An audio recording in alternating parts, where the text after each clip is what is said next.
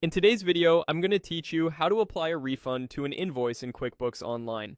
We're going to walk through creating a refund receipt so you can return money for an item or service that was originally invoiced.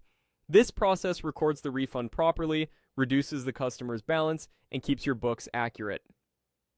Before you begin, make sure you're signed into the correct company in QuickBooks Online and that you have the necessary permissions to create sales transactions. First, open QuickBooks Online. From the main dashboard, move your mouse to the Create button at the top left of the screen. This is where you'll find all the common transactions. When the menu opens, look for and select Refund Receipt. A refund receipt tells QuickBooks that you are giving money back to the customer, which is different from a credit memo that the customer would use later. Choosing the correct form here ensures the accounting is handled correctly.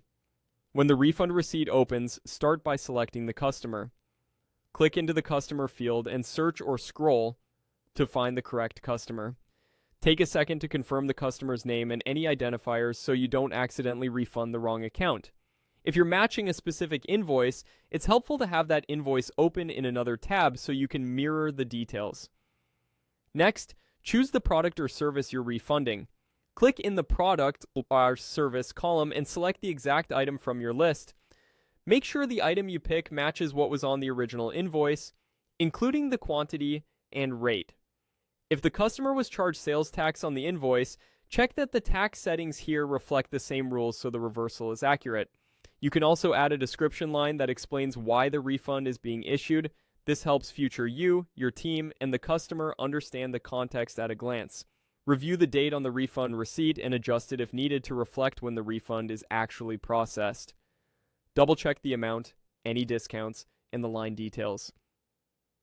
A quick review now prevents reconciliation headaches later. If your organization uses classes, locations, or tracking categories, be sure they match the original sale so reports stay consistent. Once everything looks correct, click Save and New. This records the refund and immediately opens a fresh refund receipt in case you need to enter another. If you're done refunding, you can simply close the window after saving. That's it.